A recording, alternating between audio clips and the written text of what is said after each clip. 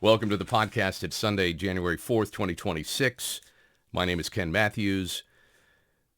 I think I'm coming down with something. I don't know if it's dengue fever, Ebola, the plague. I'm not sure. Yesterday, I ran into a friend of mine, pretty nice guy, but totally disagree politically. And as I was leaving, do you see this right here? Yeah. I think something bit me. I don't know. It's like, okay, nice seeing you. Take care. I think he hit me with a poisonous dart. That's how crazy it's getting out there, folks. So, anyway, but I'll get through this. So, yesterday, after watching hours of coverage of Venezuela and taking tons of notes, because that's what I do. I take copious notes and I listen to different opinions, and I don't watch Fox News. I stopped watching them a while. Well, you know when I stopped watching Fox News, when when they called Arizona for Biden. And then they said that the election wasn't stolen. And then they had a chance to prove it was, and they didn't. So that rubbed me the wrong way. I know there's a lot of Foxies out there, and that's okay. I really enjoy Greg Gutfeld and some of the guests, okay? What else did I want to mention? Oh, yeah. So I did a 1 hour, 20-minute upload. And I don't know if it's the new year, I didn't have something set right, if I forgot to do so. Anyway, it's trapped in my computer somewhere, but the quality's horrific. And I was so angry about it.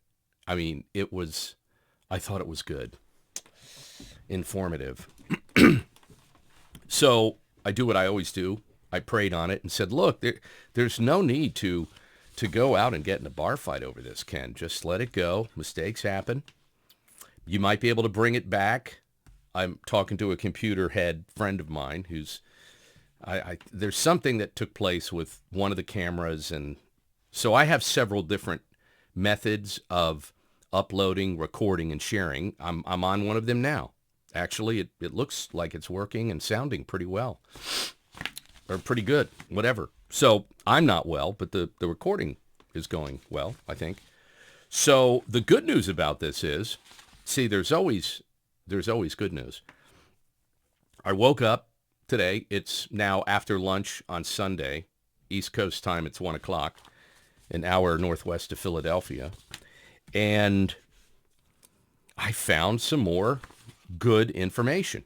So I took some of the notes I had from yesterday and I rearranged them, and I'm going to make this shorter and more to the point. Now, you might be thinking, that's what they all say. But I'm going to try to make it short and to the point because I want you to head into, plus I don't know how long my voice will last, but I do want you to head into Monday having a better handle on our impending war with Venezuela. And it's starting to look that way. I don't know what it's going to turn into. I do know that I was told by numerous people, and so were you, that we were going to be in and out of Iraq. A few months, maybe a year. We'd be in and out of Afghanistan. A few months, maybe a year. You may remember we were going to be in and out of South Vietnam quickly, after we got rid of one of their leaders, because that's what we do, okay? Now, I know some people are starting to get a little edgy now because we've been told we need to be in rah-rah mode. The memos went out. And the first thing I want to say is hats off to the greatest military in the world and Tier 1 operators, which are just so awesome. And I'm glad that they did the invasion and extraction of the target the way it's supposed to be according to the books. I have no experience in extracting anything or anyone from a foreign country, but I know it was layered the right way, the ground protection, minimal loss of life on ground, no American loss of life, etc. So, yes, it was beyond textbook. It was just damn impressive. And you can't help but flex your muscles the next morning as an American when you see our president and their president, you need to do that, F you, you're not going to ever get me, I'll do what I want. And then, 2 a.m. in the morning, whoa! Now he's on an aircraft carrier. Well, now he's in New York now, I believe, or he will be soon. Okay, and his wife. Okay, so that's the good part of the story. The frustrating part of the story for me is what no one really talks about in the mainstream media, and that has always been my frustration. You may have picked up on that if you subscribe, okay? So, sorry about the more frequent water, but anyway, just looking at some facts that I pulled from research, and I will say this, excuse me again, I will say this, I don't know if I should even admit this. I hope you don't think less of me because of it. But several of my friends pulled me aside and they said, look, we need to talk. And they said, you do content and you do analysis that a lot of people are not doing. And I said, well, thank you. That's a nice compliment. However, they said, here's where you're effing up. And I said, what? You can't keep doing like the one-man show, the one-man shop, the doing it all on your own, because you cannot keep up with someone that's using AI. So I took an AI class Friday and Saturday, and my head just exploded in a good way. I was introduced to the good side of AI, and you may be seeing some changes. When I say changes, I mean the production level, it'll just be I hate to think I was unprofessional, but it'll look a little more professional, sound a little more professional. I just didn't have the budget, and I don't want to hire anybody that I have to, I don't want to hire an intern or some tech wizard that I have to argue with. You know how it is. You know the things we talk about. Do you think I want staff in the studio rolling their eyes at me if I'm talking about something that makes them uncomfortable or if I make a joke? No, that's the worst. Believe me, that's the worst thing. The worst thing to have is a producer, and I produce my own stuff, and I have for years, but the worst thing to have is a producer and you're not on the same page. Now, for people who know the work I did in central Pennsylvania, I was blessed. I had a producer. We were on the same page. We got along. We respected each other. And that continues till this day. But sometimes you're not always that lucky, depending on where you're working or how you're working, etc. So that's the whole reason I stepped into AI. Now, you're probably thinking there's going to be an AI ad or something here for you to buy something. No, it just happened recently. It really, no, it didn't get me saying everybody that's doing the AI thing is great, because that's the issue. Because I used AI for some awesome things in the last 48 hours. You may see some new logos, some new graphics. I'm going to introduce some new music, and this was all something I would have to hire someone for. And then there'd be a debate, and I would say, well, let me make sure I have my correct video on, or audio. Yeah, I do. Okay. Sorry. I had that problem yesterday. Then there'd be a debate, okay? And debates are great among big issues. I agree 1,000%. But as someone who's creating content every day and pursuing the truth every day, online, offline, digital, filling in for other people, I don't like petty debate. I like real debate.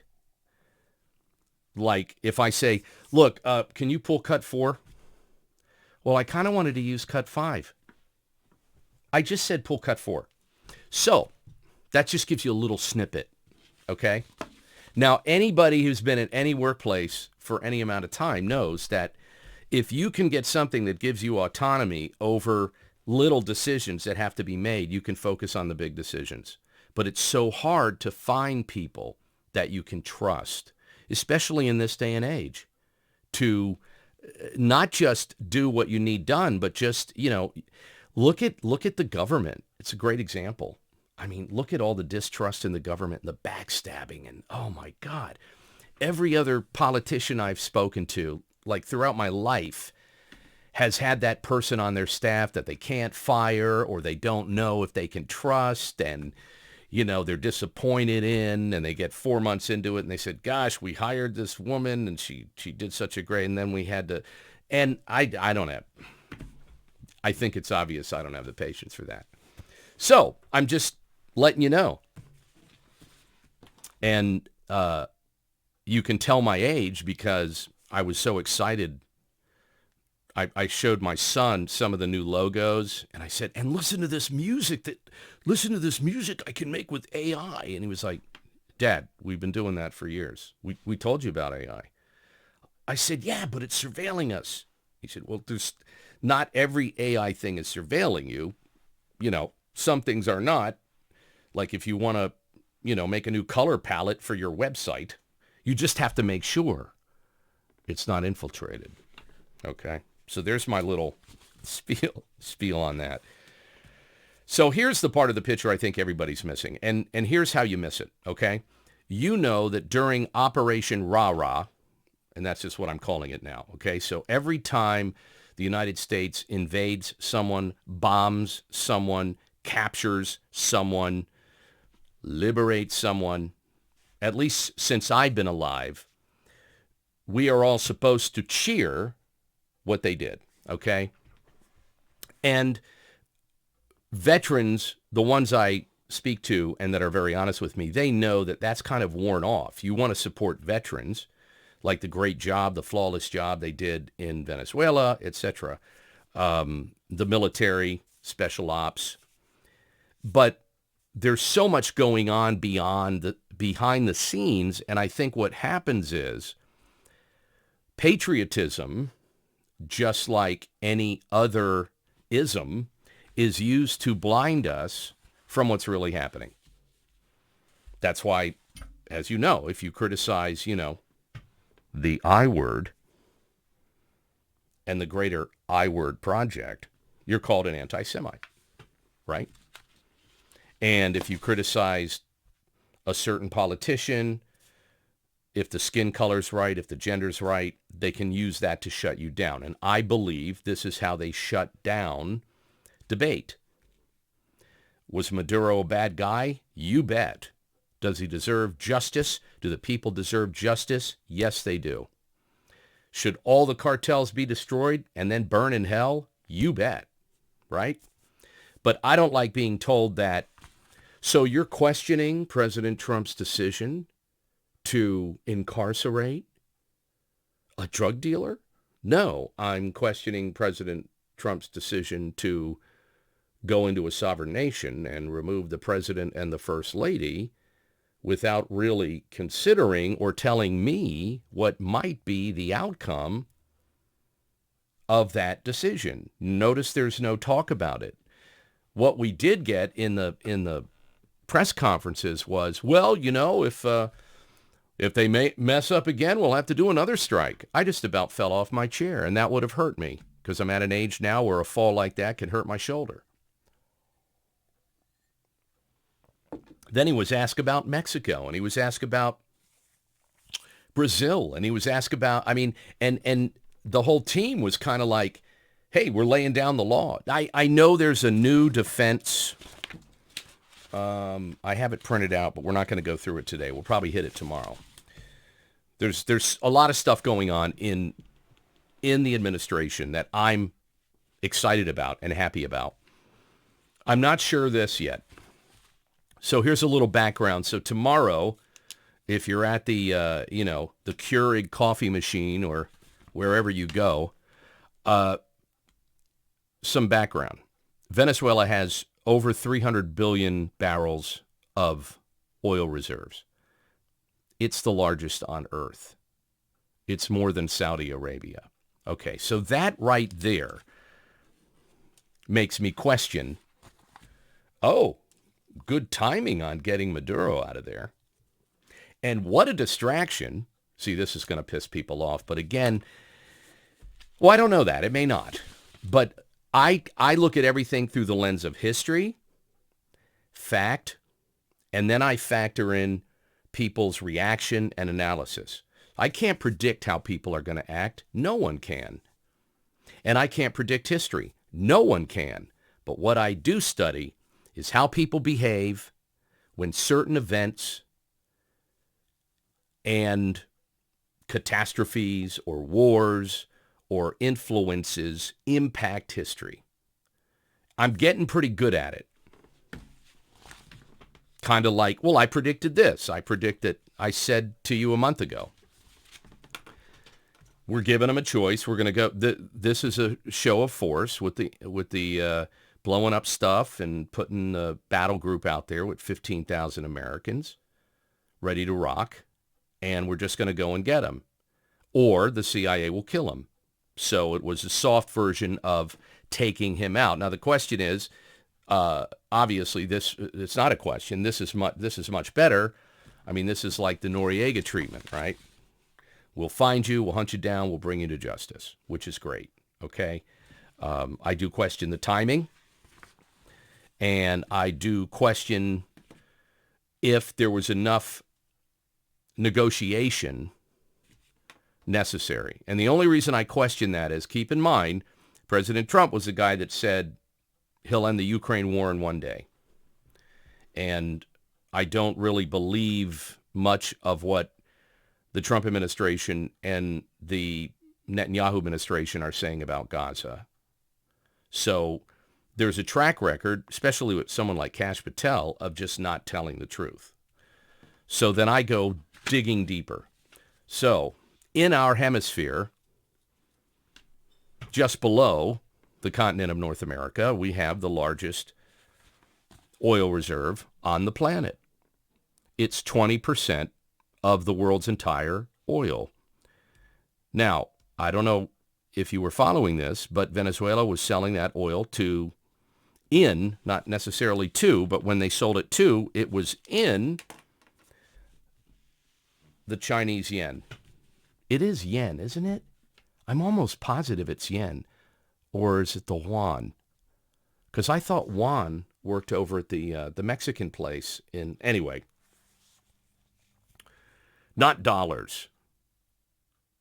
So this is a biggie. Why is it a biggie? Because in 1974, Henry Kissinger cut a deal with Saudi Arabia, which at the time was the known big hitter in oil reserves, and created something called the petrodollar system, which allowed America to stay in power as long as it has. Well, since at least 1974 and onward, okay?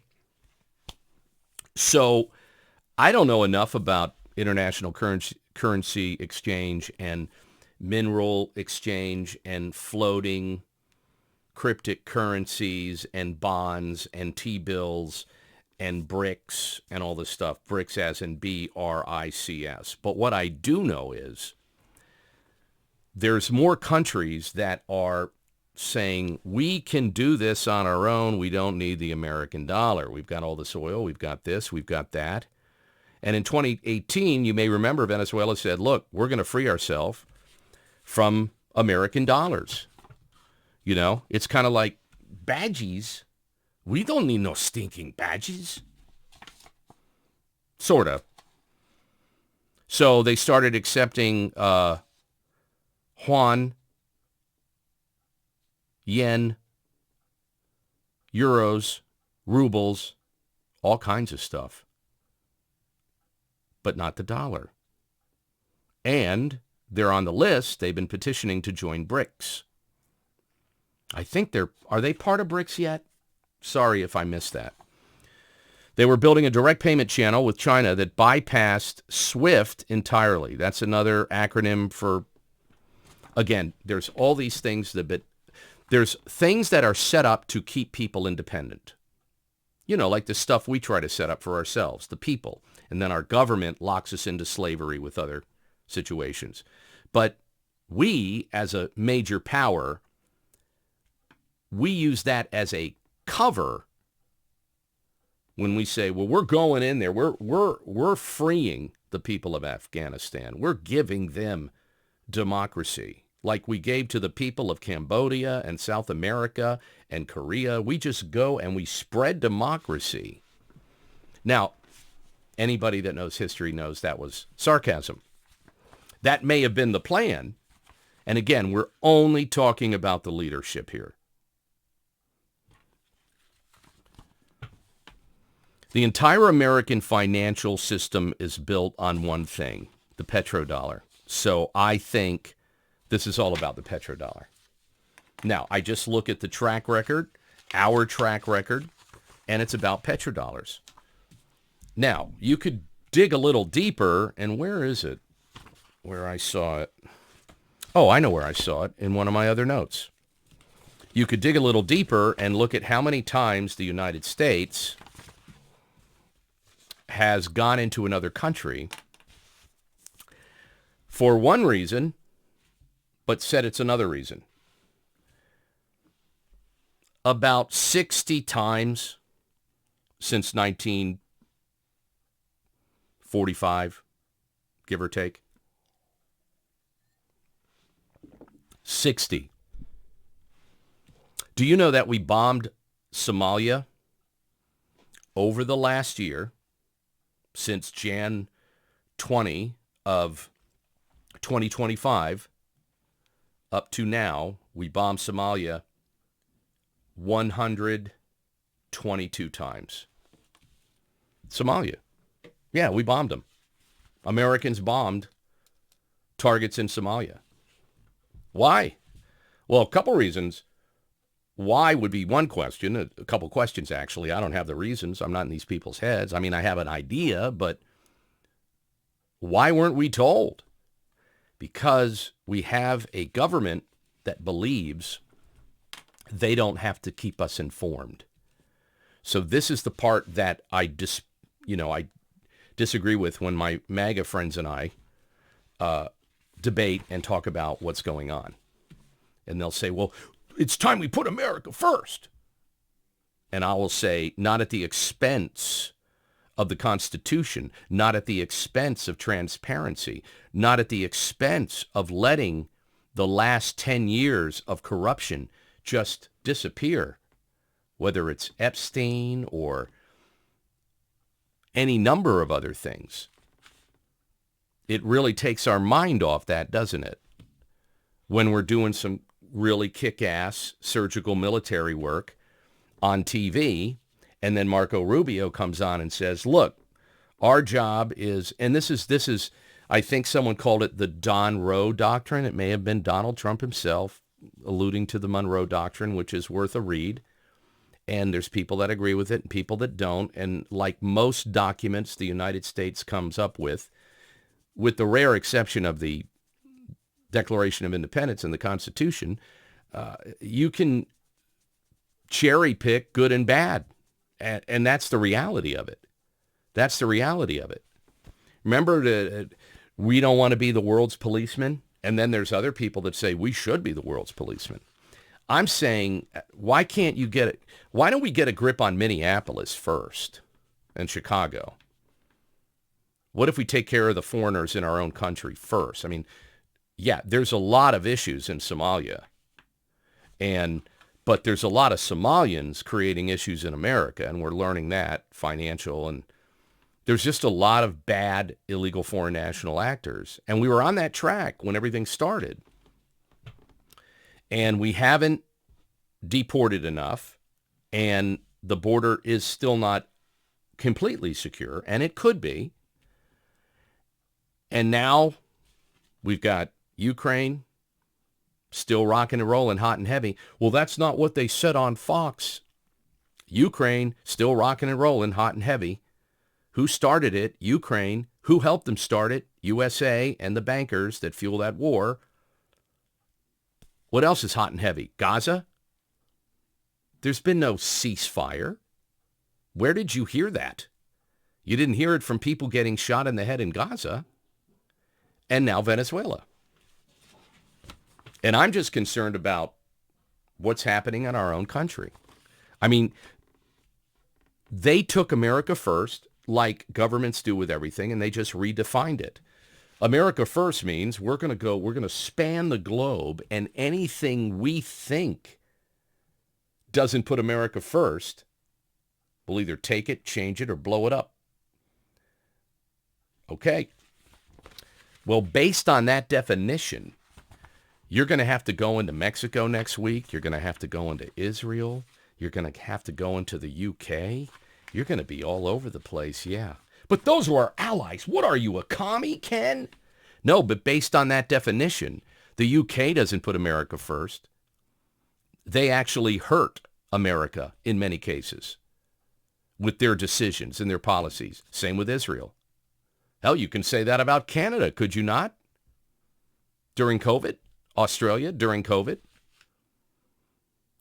Were any of these countries putting America first or behaving like true allies during COVID or during any other global incident? So if you want to use this definition, we're going to go and we're going to grab up anybody that's been indicted.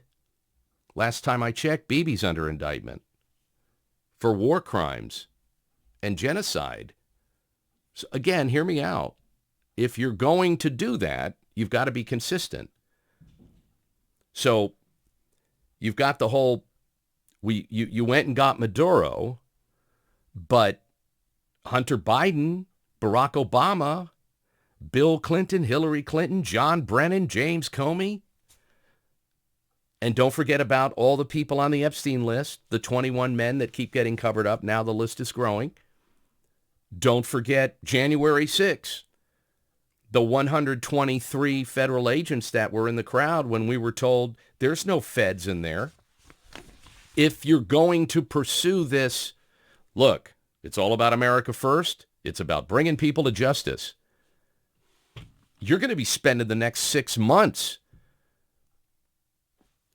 going in, invading and extracting bad people that have harmed America or want to harm America from our enemies, from our allies.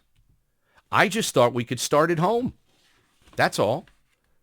I was just hoping we would start at home and we would have all the negative stuff here, that we'd be wrestling with that. And I know you could say you don't understand, Ken. You know, I'm just a citizen. I'm just a voter that just, all I do, I read history and I study current events and what's happening and try to make sense of it, because most current events that are happening are not necessarily predetermined, but there's very little that happens by happenstance or coincidence. It's all pretty much orchestrated. Whether it's a world war or whether it's a false flag of 9/11, whether it's this, you know. And you could argue, could we have gotten him out with the CIA? I doubt it. I'm not sure. I don't know. I mean, this was one of the greatest muscle flexes I've ever seen in my entire life, because as far as we know, no one was hurt. I think there was one person injured, but he's doing okay, or she's doing okay on the American side. This was I was proud to be an American watching it. But I was also saying to myself, okay, where is this going to lead?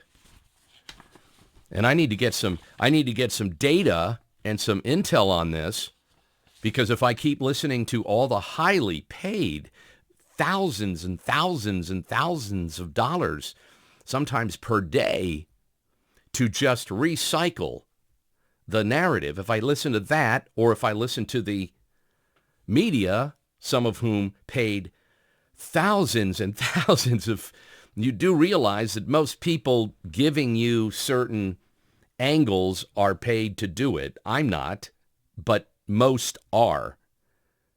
And, you know, that's my fault for not wanting to earn a better living at truth, because right now truth isn't that popular.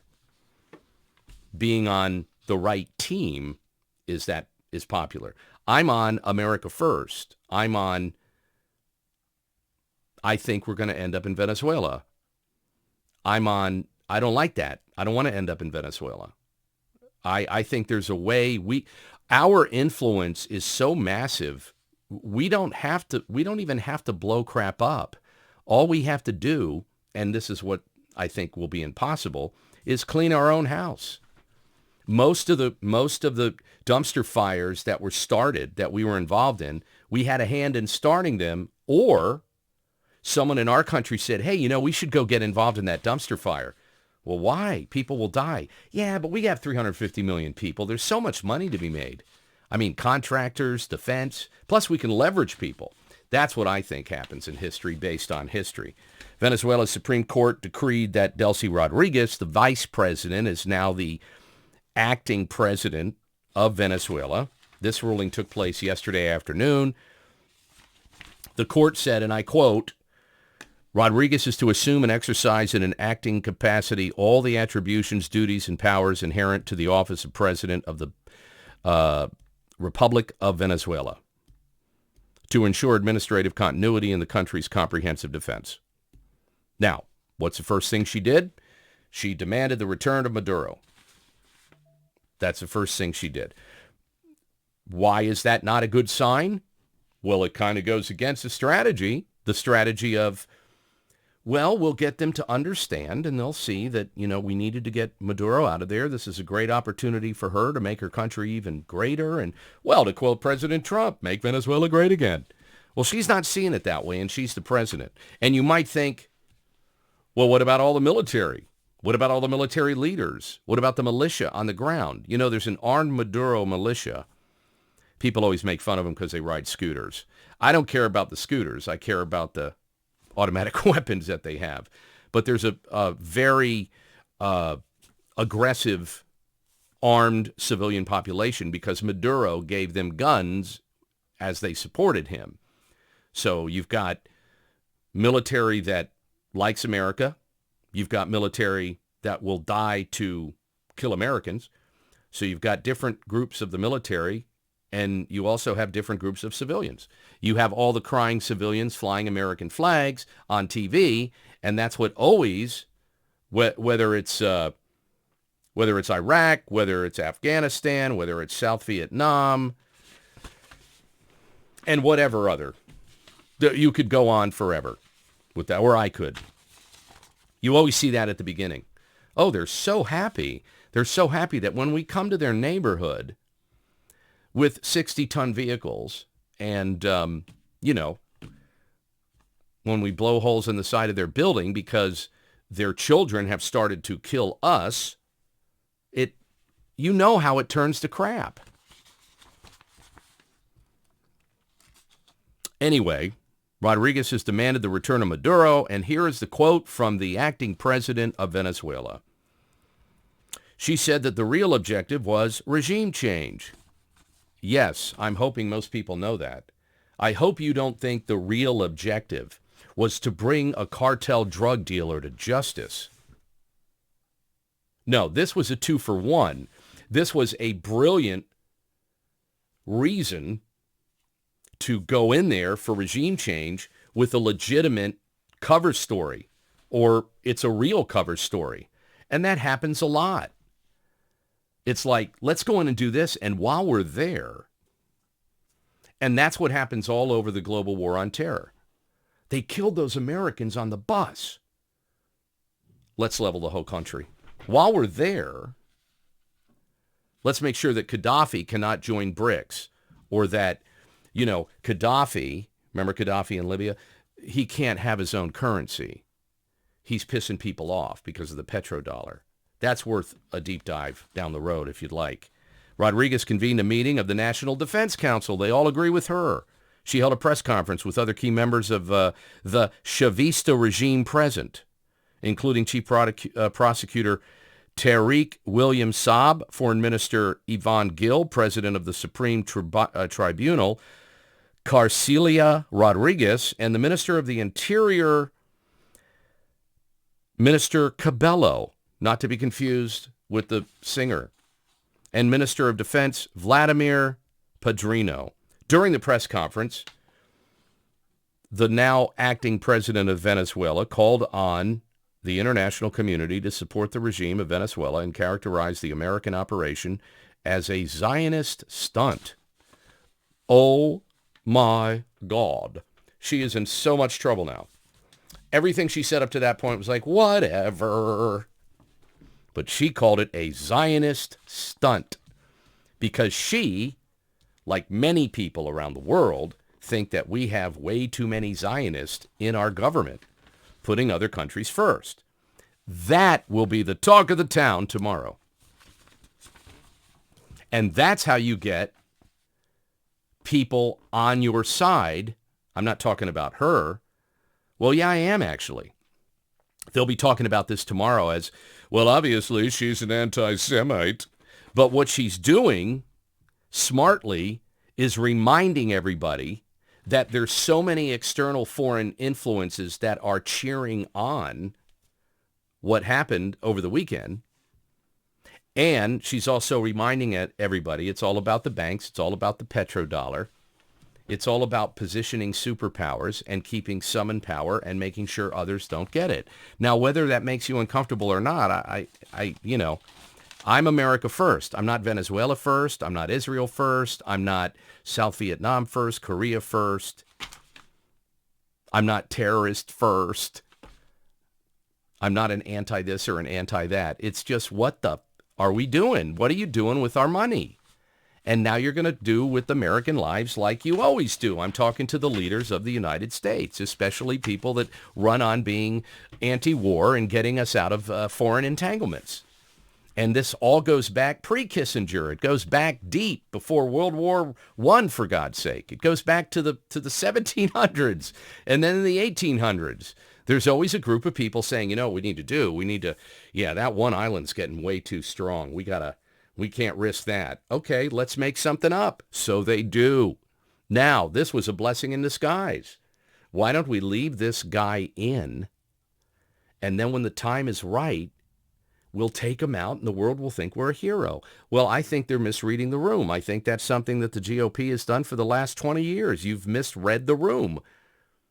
You really believe that people want us cruising around the world, blowing crap up, and controlling their currency and their this and their that when they're not even in our hemisphere. Now, this is why this was such a good story and a good lever to get us in that position, because he is under indictment. He is a drug thug. He's your typical corrupt dictator. But again, when are you going to Mexico? And I'm not saying the current president, I forget her name, it's the Jewish gal that's the president of Mexico. I'm not saying you go after her. I'm saying, but how long did it take, based on this model and based on the press conferences? Does this mean, because I heard everybody say it, I heard Pete Hegseth say, F around and find out. I heard Marco Rubio say, well, Cuba's not really off. They're not off the table. They're in a lot of trouble. Okay, all right, I get it. You're Cuban. I mean, big parts of America are Cuban. Cuban are some of the coolest people. And you went through hell under the Castro regime, and it's still a horrific regime. I know. I grew up in Florida. I know where Miami is now, etc. But is that what we're going to, is that the new policy? That policy worries me. We're already spread too thin. We're just catching our breath with an AI race with China, and we're winning, I'm happy to say, both in the private sector and the military sector. We're winning, but let me just say that the neocons, and they must be running it. They must be running it up there, because we have our fingers in too many pies. Anyway, the Minister of the Interior of Venezuela, Diosdado Cabello, appeared on video in the street, in fatigues, fully armed. So see, this is, Nobody talks about this. Nobody talks about power vacuums, power struggles. Nobody talks about what went on in a third of the South American countries that we were either directly or indirectly involved in, with either drugs or covert ops to reposition communism and do this and all that other stuff. The slaughter, the torture, the fear, the famine, all of it. Nobody talks about any of it. Military people do that have been there. People that felt we made the wrong decision and regret it, they talk about it. But again, this weekend, it's Operation Rah-Rah. And I was part of Operation Rah-Rah after 9/11. And I'm not going to be part of Operation Rah-Rah ever again. I'm not going to be that guy. I do fly the American flag in my home. And I do think the military, ours, is the best in the world. But what I don't think is that 2 or 3 people, and that's what it gets down to, get to decide, well, why don't we just go in and kill the guy? Or why don't we just go in and take him? Or why don't we just move an entire battle group and 15,000 young Americans? I did like the fact that the Joint Chiefs of Staff, I forget his name, he seems like a real cool dude, actually. I forget his name, Air Force dude. I zoomed in on all his medals. I was trying to figure out. He's pretty battle-tested. Anyway, he said the youngest soldier in the raid was 20 and the oldest was 41, which is kind of cool. I mean, that's neat stuff because you had some vets in there and some newbies. But anyway, so here's the Minister of the Interior. What if our Minister of the Interior in the United States appeared on the street in fatigues, fully armed, accompanied by the head of Special Affairs Unit and the Directorate of the Military Counterintelligence, also armed. Now, the Directorate of Military and Counterintelligence, this is one of those guys. He runs a detention center in Caracas. That's where, he's been implicated in ordering and participating in arbitrary detentions, forced disappearances, and torture. And Douglas Rico, not to be confused with the guy in Miami Vice, is the director of Venezuela's main investigative police force, the Corps of Scientific Criminal Investigations. Long involved in arbitrary detentions, the mistreatment and torture of prisoners, and what I always find interesting, what they call this, extrajudicial killings. And that's a term I got from Sam Faddis, who did also some intel on this, former CIA director. He lives in my neck of the woods, and I take that back, not the former director of CIA, forgive me, a former CIA agent, okay? And I got that from him, extrajudicial killings. That's like we're done talking. That's an extrajudicial killing. And that happens all over the world, especially in third world countries that are run by people that are either stable or unstable, because do they even know what some of those people are doing? But the switch here is Venezuela knows it's been attacked. This is what he said, and we know what to do. Our people know what they have to do. So far this weekend, we've heard everybody from the acting vice president all the way down to the equivalent of the CIA director, the director of prisons, the director of the military, this ministry, that ministry. Half of them are showing up in khakis and they're armed. Sound familiar? Does that not sound like every single regime change we've ever been involved in? To me, it does. I mean, I've read enough history to know. So now Venezuela is in a state of emergency.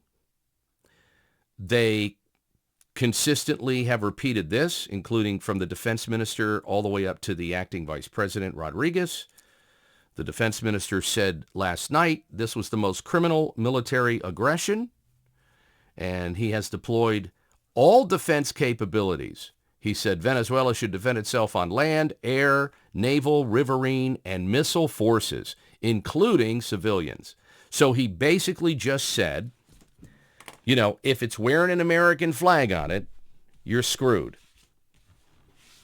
So the first thing I worry about is every innocent person in that battle space, women, children, elderly. And yeah, I do worry about Americans that may or may not have been living there, maybe journalists or whatever, because I'm an American firster. But I'm always an innocent firster. And that's something that pisses people off the most. I mean, I've had knockdown, drag-out fights, figuratively speaking, with when I say something like, I just don't think we should be bombing Gaza into rubble. I think they made their point. They made their point within the first few days after Jan 6, in the first month after Jan 6. We get it. You don't have to blow up churches with tanks. You don't have to blow up kids that you think might be running at you. You don't have to just decimate an entire population generationally. And people argue with me over that. And that's a big part of, I am sorry, I had this on mute. I don't know what's going on with my phone. But that's a big part of every disturbance that we end up getting involved in. There's always one country that says, and think about this, think about just the history of war in general. There's always one group of people that says, you better not ever touch our children or our civilian population, because there will be hell to pay. And then there's another country that says, I don't care if the kid's 2 years old, going to grow up to be a terrorist and kill me. Kill them all. I don't like that. And I know I'm not allowed to play the Christian card. Only politicians are. But Christians, if you're using the Bible, that ain't how it works. What does Jesus Christ say about children?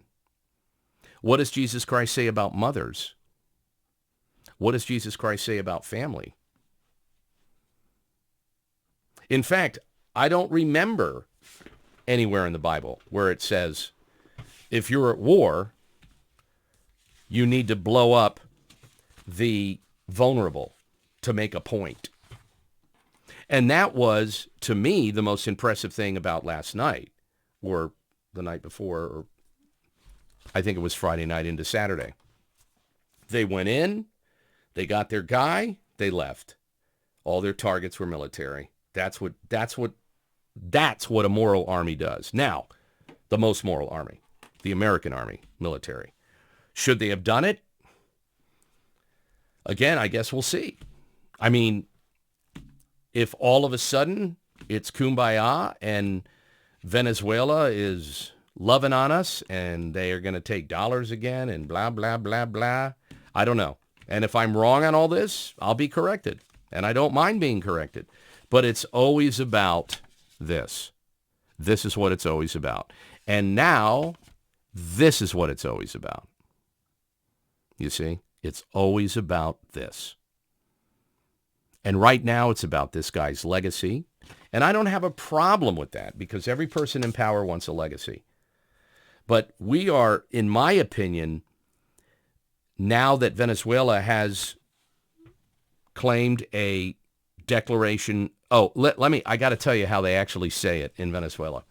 They're in a state of an emergency, according to Venezuela National Television. But look how they say it. This is what the actual translation is. I really need to brush up on my Spanish, too, because there's so much stuff coming out of there now, not in English. And, I got some stuff that can translate it, but I got to think back. I actually spoke pretty good Spanish when I was in Mexico, but that was many years ago. Okay. A national declaration, a state of external commotion throughout the national territory. That's what they call it. External commotion. Like raising toddlers. No, but seriously, that's how it translates.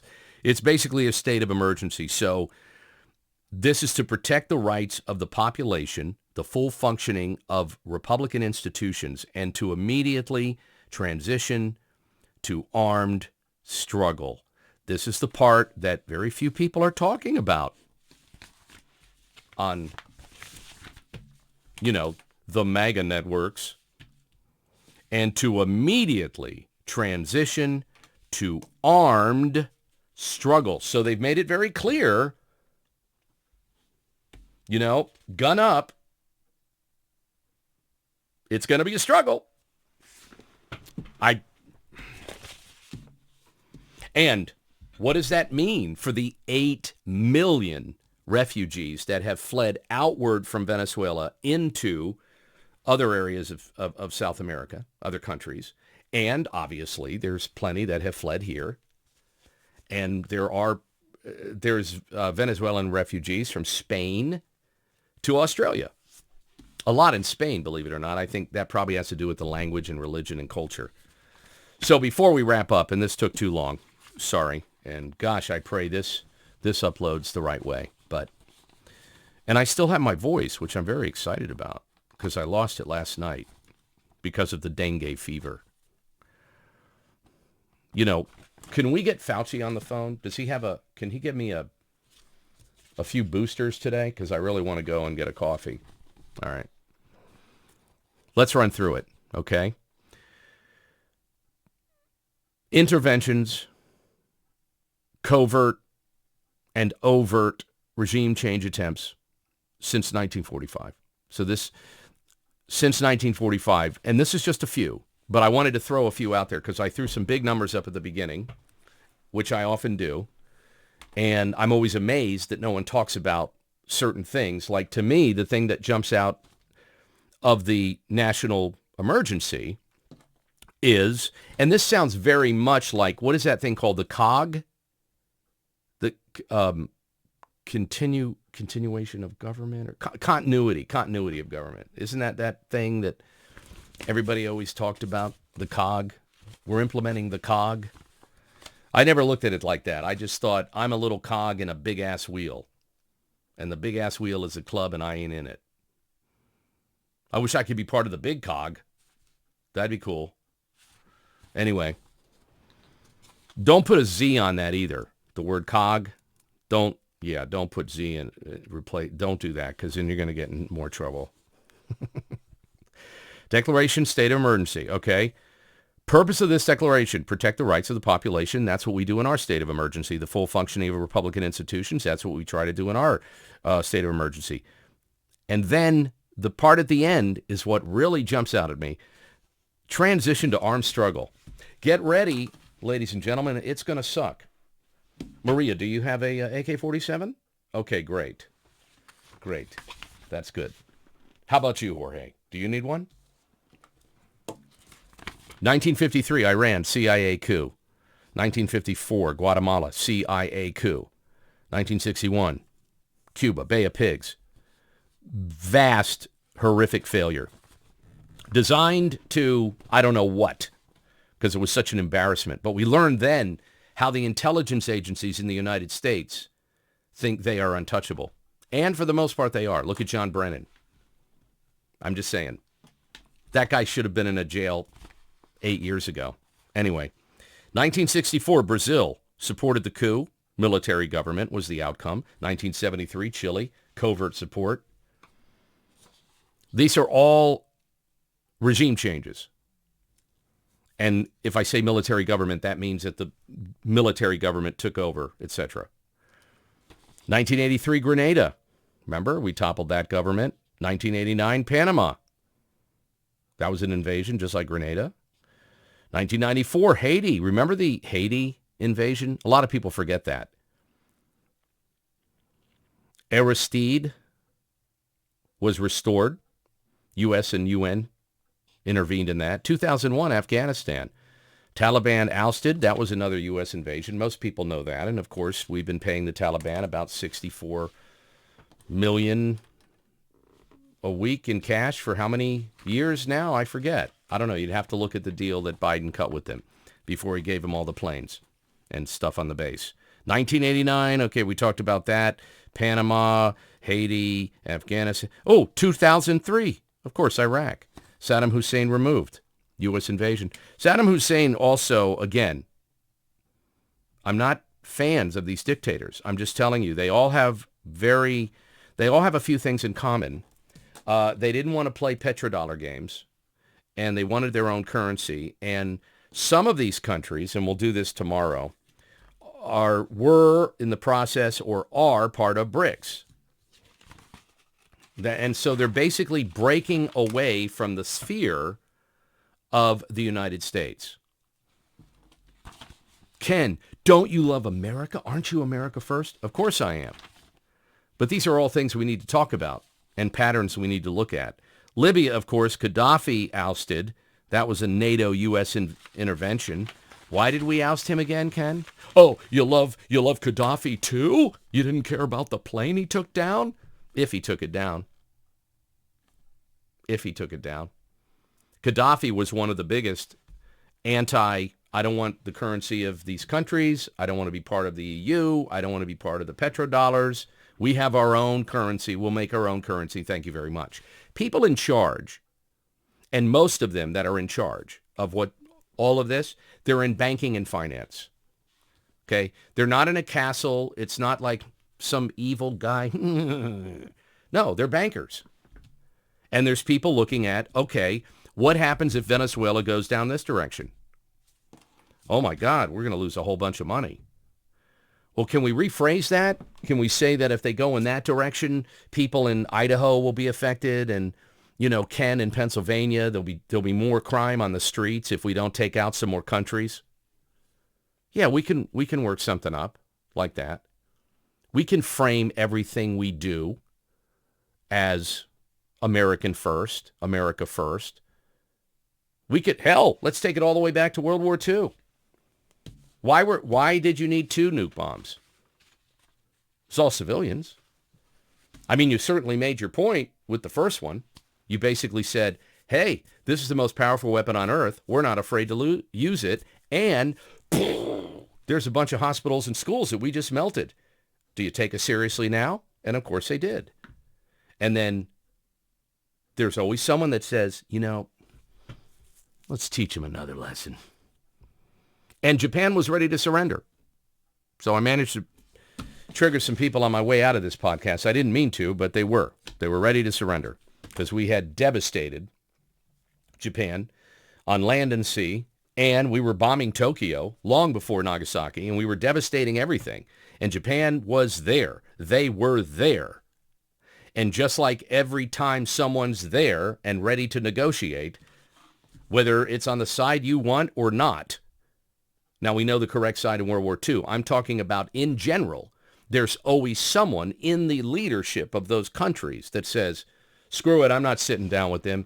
But we should. We'll keep ourselves safe. We can walk away with this and structure it this way. And the bankers say, no, we're making too much money. You're not pulling out of Ukraine in one day, President Trump. And, the sad thing about it is the Americans started that whole thing. Yeah, the Americans in that equation, the CIA, and when was the big one? 2014. Who was that? The black guy. What do they call him? The Obama-Messiah. Yeah, he was the first bisexual, biracial president.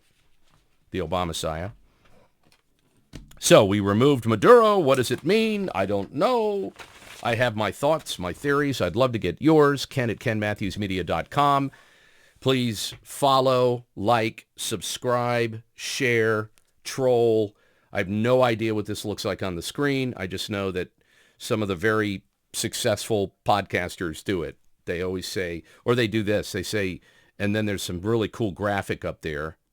And once I learn more about AI, I might have a cool graphic up there, but I'm not hiring anybody to do a cool graphic.